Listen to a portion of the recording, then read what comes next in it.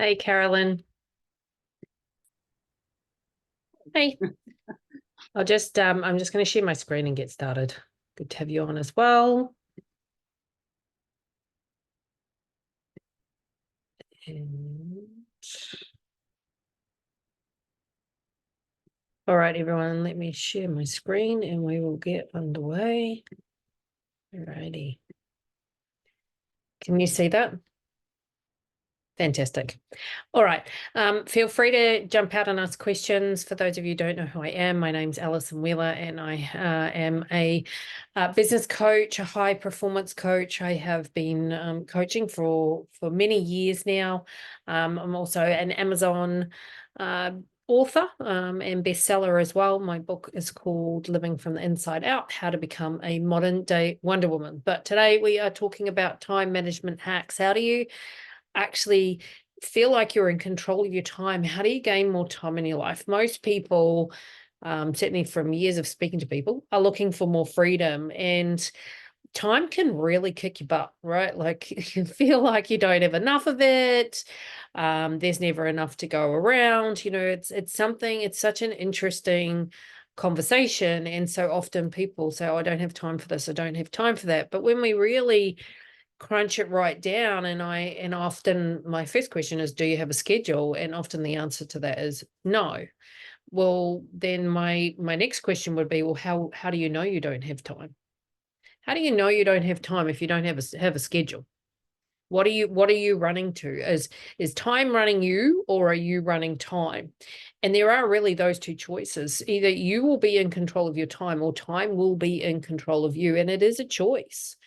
So this is about gaining control of time and getting the control back so that time doesn't push you around. You push time around, because at the end of the day, we all have the same number of minutes in a day, and we've all agreed on what this thing is called time. So there must be a way to control it. There must be a way to gain more of it, or because you can look at one person to another person, there's an enormous difference in how they use their time, their productivity in that time. Not everyone uses time as an excuse. So some people are doing something right. So let's have a look at some time management. I probably think better word might be, rather than trying to manage time, control time. So time control hacks. How about that?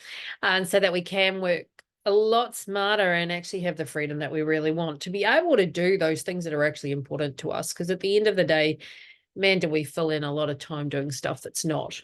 So some powerful tips on creating more time so you can get control. So step number one in any process, I think, in terms around time, is what are your goals? So where are you heading? Do you even have a reason to try and control your time? Where are you sending this? Where is the ship going, right?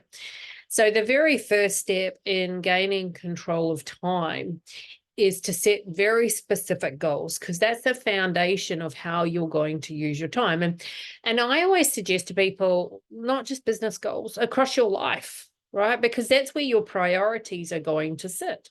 So it could be the key areas of your life. So business, it could be, finances, wealth. Yes, definitely all of those. Family, relationships, spiritual, health, all those things that make up your life. Because as we know, for example, I don't have time to look after my health.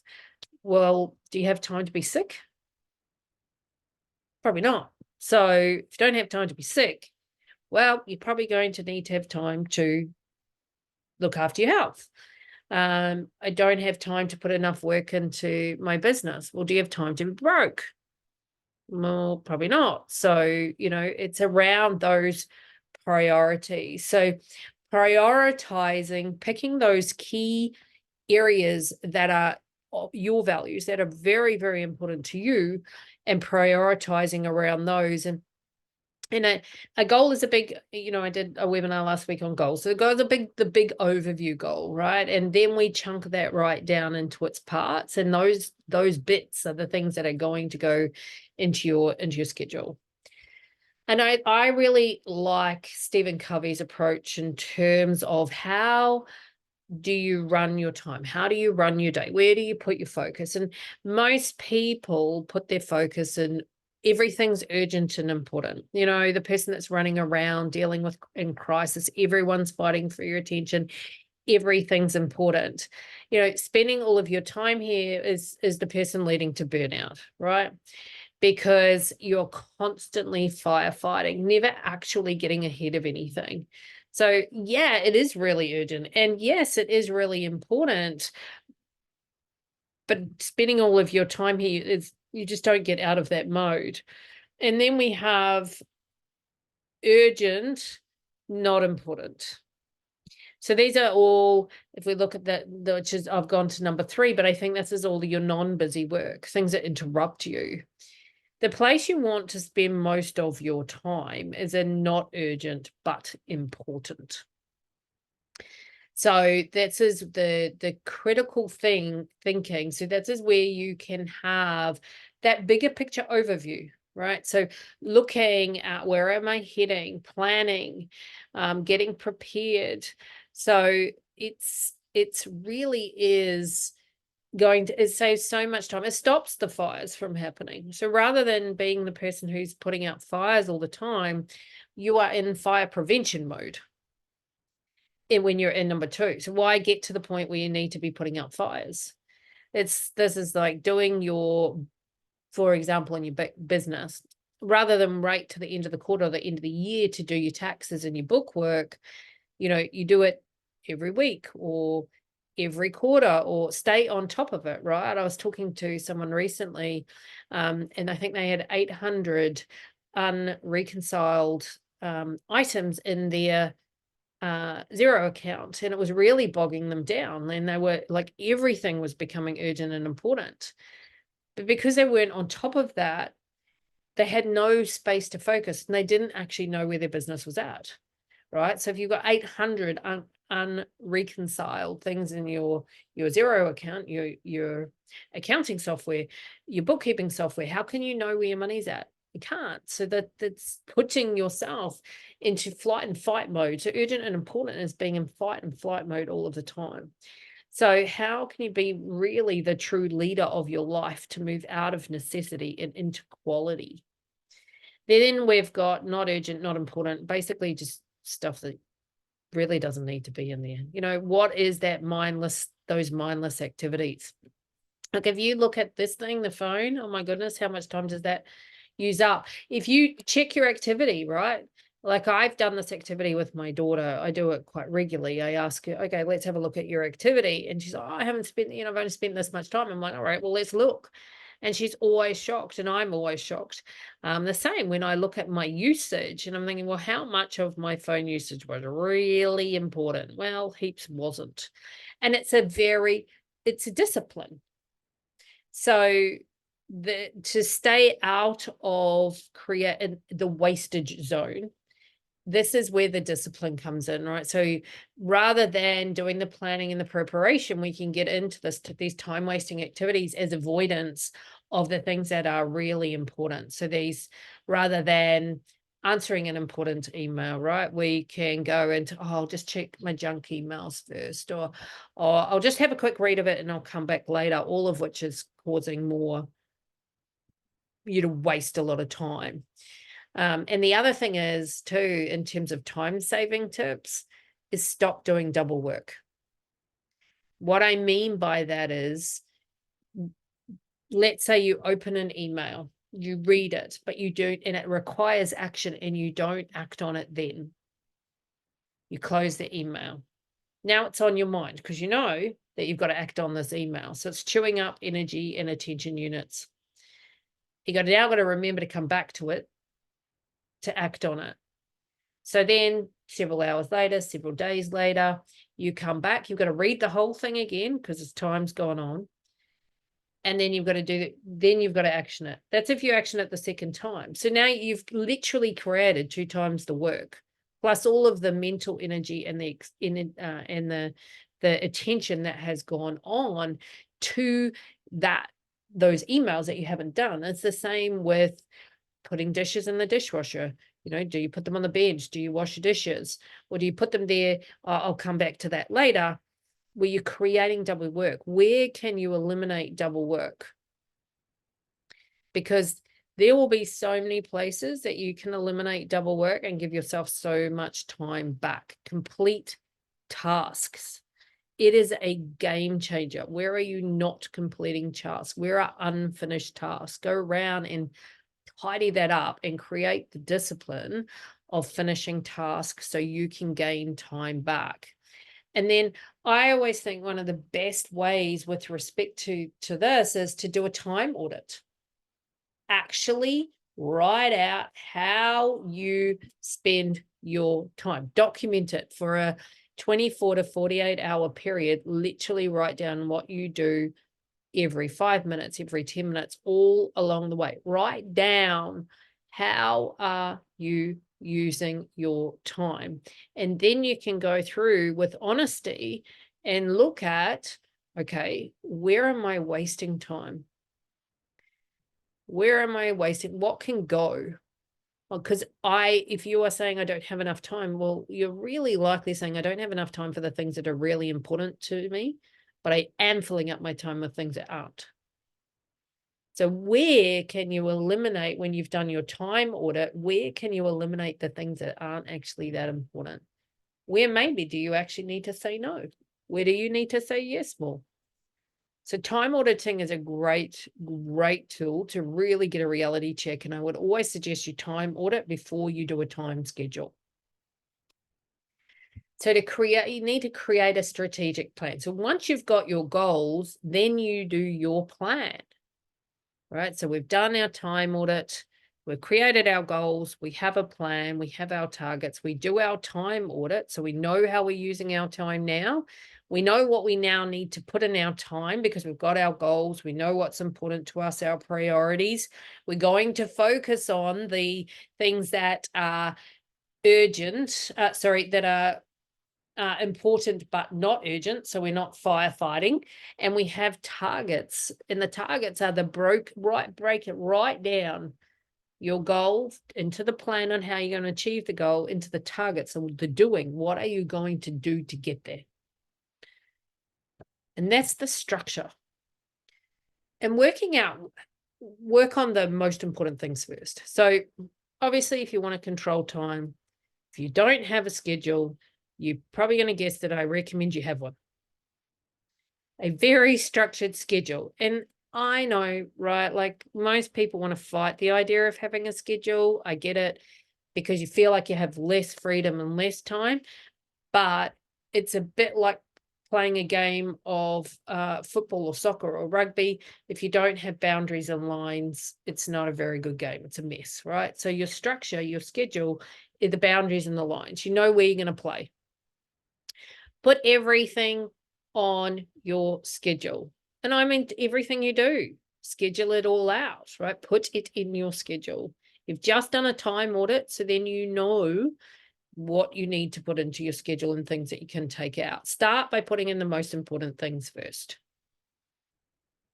And then you add the less important things down to the really not important or not urgent.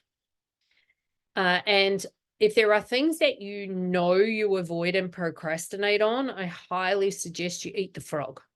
Put those things first. Because you know, if you put them later in your schedule, you're going to chew up energy and attention units thinking about the fact you have to do them all day until you get them, and then you're exhausted by the time you get to them. So put them first, confront them first. And man, it gets you such a win that it propels you to do more things. It's a great way to set up your schedule.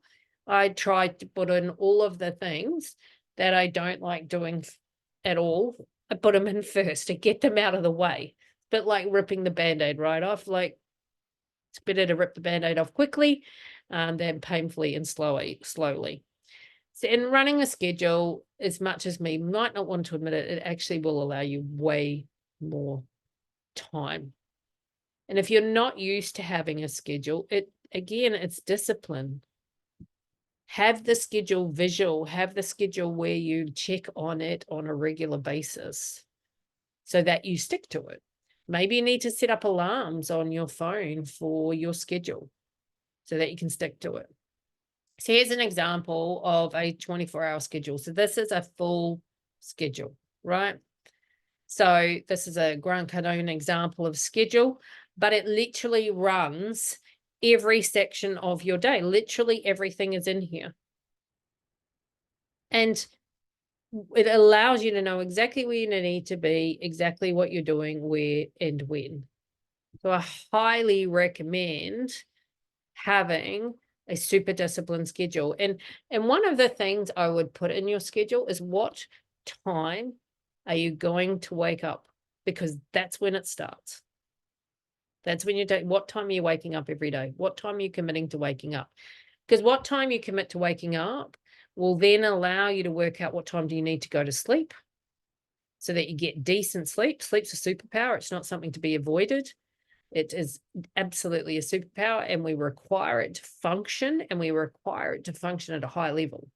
So it also, there's so much research around the importance of sleep and around productivity in sleep, around mental health in sleep, around weight management in sleep, effectiveness in sleep, communication in sleep. You can just about Google anything, hormones in sleep. The list goes on. Sleep's pretty important. Yet we think we can get away with not having it. So once you've worked out, your 7 hours sleep or your 8 hours sleep, what time you get up, you go back and you can work out what time you need to go to sleep in order to get enough sleep. Then you know exactly how much time you have in between. And everything that is important to you goes in that schedule. And often we can think too, oh, I need to spend time with my family or my children or whatever. Yeah, absolutely. They don't often, if you are doing that on a regular and consistent basis, it doesn't take as much time as you think. Because quality time is more important, in my opinion, than just time. If you're there just time wasting time, when you're with your children or when you're with your partner, are you present? Are you fully there in that time? Because if you're fully there in that time and everything's scheduled, you can be fully there. But if you're there with your significant other, but your mind is somewhere else because you need to be somewhere else, you're not there anyway. So it's not quality time. So your schedule allows you to know, where do I need to be present? That's an example. So again, it's also about signing the right people, right? So once you've got your goals, you've got your plan, you've got your targets, you might need to learn how to delegate. Do you need to delegate tasks out? Do you actually need to stop being a martyr and doing everything yourself and asking for help? Who can you, when you did your time audit and you looked at the things that are not important, the things that might not be getting to piling up, if they can't fit in your schedule because everything else fills it up, you are going to have to delegate. You're going to have to ask for help. And sometimes this can be the most difficult thing because we don't necessarily want to show our vulnerability, or we might think, oh, we're failing. But we're not. Asking for help is not a failure. It's a sign of sanity. It's sane to need help, and it's sane to ask for help. It's insane to not ask for help, to think that you can do it all yourself and yet you actually can't. People want to help people. Then it's the discipline. So once you've got your schedule in place, you are actually asking for help. You are, and you're giving specific instructions with that help. Sometimes we ask for help when we ask for help with respect to time and schedule. It's like, oh, I'm running late. And we expect the other person to interpret that as to, oh, can you organize X, Y, and Z, cook dinner, take out the rubbish. We explain none of that in our one statement, and we get annoyed with the other person because they didn't do what we think we asked when we never asked. So when you do ask for help, be very, very clear and very specific in those instructions, and make sure the other person has understands it and has also agreed that they can do that in whatever time frame it is required. Is everyone, to make your household go better, to make your business go better as well with respect to time, is everyone on the same page? Is everyone clear on the vision and the mission and the goals? Because otherwise you'll find there are anchors to your time. when you're busy doing a task that needs to be done for your business, and if you have a partner that is not on the same page, and then they're complaining because you're not there, or you're not, you're spending too much time doing this, doing that, that can really weigh you down too. So have you actually shared your vision, your mission, your purpose, and your goals with the people who are important to you? And have you got them all on the same page? Right? That is an important part of having a really effective time schedule. Sounds like it's got nothing to do with it, but I can tell you now, when people aren't on the same page, man, does that consume a lot of time. There's a lot of conflict and it consumes a lot of time. Are you actually engaged in the task? So in terms of creating time freedom, this has been present, which I spoke about just before. Multitasking is out. It does not work. If you are multitasking, I tell you right now, then you're not actually fully doing any one activity. You're doing a whole bunch of activity half-baked. Another really great way to aid present time focus is to use a timer. Set a timer. I like 10-minute timers because, you might have heard of the Pomodoro technique. And you can get an app for that. You can search Pomodoro technique. They use 25 minutes. I prefer 10 because I think most people can concentrate for 10 without getting distracted by their phone or whatever. And we're so used to now everything being so consumable that we actually find it harder and harder to focus for long periods of time because it requires us to have delayed gratification. So 10 minutes, you set your timer and it's like, okay, I'm going to get as much done on this task as I possibly can in the next 10 minutes without distractions. And you would be shocked at how much you can get done in 10 minutes in that focused effort. I suggest you write out your goals daily. And a reason being is that it helps you stay focused on where you're heading and why on earth you have the schedule in the first place. What are you trying to control your time for? Where to?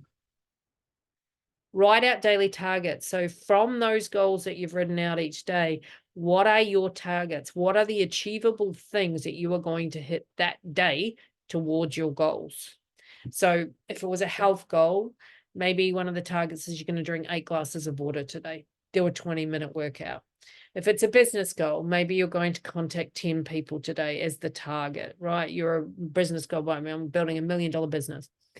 Part of that target might be I'm contacting 10 people about my products and services, as an example. The discipline to stay present. If you find you work in, and what's your cycle? What's your pattern? You need to know what your own cycle is. So if it's, you find that you can work in great stints of 45 minutes, then work in great stints of 45 minutes. If you know that's how long you can be fully present for. I know for me, 45 minutes, an hour, and then I need to get up and I need to move. I can come back 5 minutes later, but I break it up in those sort of cycles because I know that that's what works for me. So work out what yours is. There's no right or wrong with it, but you can make it an empowering thing rather than a disempowering thing. The practice of completing cycles of action, finish things. Do not leave things undone. And this is a practice literally with everything, because you are teaching yourself the discipline with everything that you do, that you finish things. So look around your environment. Where are things unfinished? And start working through those things. Like I've been saying I'm going to clean out my wardrobe, and it took me like weeks. I'm cleaning out wardrobe. I actually stopped saying I'm going to do it, just go do it, because it was incomplete. And then I was like, oh, I felt so much better. So I will look for those things. Where am I saying I'm doing something I'm not? Again, we spoke about eating the frog. So stop putting things off, eat the frog. Put those things that you find confronting you don't want to do, put them first in your day, get them out of your way. It will give you so much of your personal power back and your time. Control time, as I said at the beginning, or time controls you. So when you do put things off, it consumes mental space and energy. Confront and face tasks. No matter, you might not have a clue on how you're going to do them. Start with whatever idea, just start, because the next thing will come and the next thing will come. And if it's something you're unfamiliar with, it is uncomfortable, a new task. You don't know what to do. It takes so much longer. It's so frustrating and annoying, right? That's part of learning. And as an adult, sometimes we forget that. We forget that it actually takes time to learn something new, and the learning process is uncomfortable. You have to go through that to get out the other side. And the more you stop doing that, the more you're just starting over and over again. It gets more painful and more difficult. Just keep riding through the learning process. Give yourself some time back, time audit. Get rid of the things that are wasting time. Make sure you include you in your schedule. How can you also get more time back? Preparation. So, for example, do you need to prepare your meals? I prep my meals on a Sunday. Why? Because for our family, it gives us a whole lot of time back. It allows us to run a very busy schedule during the week. I know that everyone's going to eat well, which is important for high performance. And I'm not sitting there all day wondering what's for dinner, which also, again, I don't want to have my attention on that. I don't want to waste time and energy on thinking about what's for dinner. It's all planned, it's all organized, and it's all there. And that just means at night time or lunchtimes, it's like 5 minutes. Just pull it all out and away we go. So it might be, do you need to sit down and look at your financials each week? Do you need to have a family meeting? Do you need to have a meeting with yourself and prepare a week ahead? What does the week look like? What are the main targets for that week? Where are you heading? What else do you need to prepare? Do you have everything ready for your week ahead? Do you need to print documents, right? Yesterday I finished documents so I could get them printed off, all ready for this week. Like simple little things, but I didn't want to have to be doing that at 9 o'clock at night when I've got, matchsticks trying to hold up my eyes, because that is not a productive time of night for me to be working. Again, you prepare, give yourself time back. Preparation, a little bit of preparation goes an awfully long way in getting time back. And I use the preparation one a lot because I want time back. And I don't like sitting there thinking about things all day long. So it makes a big difference. Learn to say no. Learn to say no to people. Learn to say no to projects. Learn to say no to things that don't align with your goals. This can be really hard, right? Have boundaries. Where do you need to say no so that you can take control of your time and schedule? Where are you saying yes where you actually need to be saying no? Because sometimes we can say yes and it comes out of our mouth before we've even thought about it, and we haven't thought about the impact of that yes. And if you're a person that just says yes without thinking and regrets it later, add in a breath and say, I'll check my schedule and I'll get back to you. Add in a discipline, a way to check yourself. So you do actually check your schedule and you do look at the impact of saying yes to yet another thing, because sometimes it's more about what are you going to get rid of and what are you going to take out than is what are you going to say yes. Because every time you say yes to something, something else is a no. It's not yes, yes, yes, yes. It's, well, okay, if I say yes to that, what am I actually saying no to? Sometimes we can say yes to so many things. All we're doing is saying no to ourselves. And we wonder why we're burnt out and tired, because we stop valuing ourselves. So sometimes it's actually more about boundaries and what am I going to stop doing. Productivity is never an accident. It is always a result of a commitment to excellence, intelligent planning, and focused effort. So I encourage you to, if you haven't listened to Stephen Covey's book on on the 7 Habits of Highly Effective People, listen to Grant Cardone's book on Be Obsessed or Be Averaged. A lot of them, or the 10X rule, there's a lot around how to do a schedule.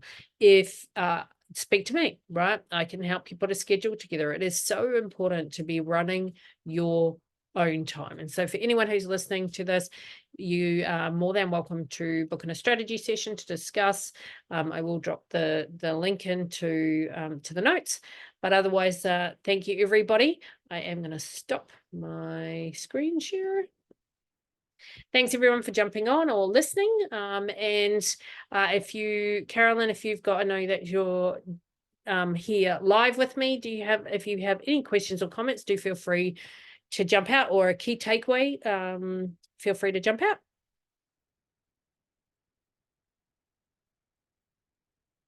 I think you're muted. Okay, we all good? Oh, I don't know if you've got sound. Oh, okay. Oh, yep, now it's working. Oh, okay, I turned it up. Well, there was so much value in everything you covered. So, I think my biggest thing is I don't have a schedule because I always put everybody's needs first. So I'm excited to just do all of those steps that you've covered one by one, and they'll make a huge difference. So yeah, I'm excited for 2024 to have some time management, because it's always been my downfall. Yeah, absolutely right. Yeah. Yep. It's so easy to say yes to everybody, but like I said, if you're saying yes to everyone else, are you saying no to yourself? Yeah. Like we need to check on that. We need to keep that in check, because if you say yes to something, you are saying no to something else. Yeah, it all made sense. Everything you said, it was like, a bell going off in my head. Yeah, like, awesome. Especially that, Absolutely. saying yes, saying no. And I'm saying no to everything that I want, in my life, because I'm saying yes to everyone and everything. To everyone else's everything, right? Exactly. And you can't put all that, need to put yours in there, and then figure out the time, and then where's the wasted time, and those taking wasted time. Okay, well, maybe I can put family things in here and here. Family's important to you, like it's important value. It's not you don't have it in there, it's just when is it in there, and to what degree. So awesome. Well, I will pop this recording up so you'll be able to listen to it over and over again as well. But I do appreciate joining me on. Thank you so much. And I will see you on the next webinar. Thanks, Carolyn. Bye. Bye.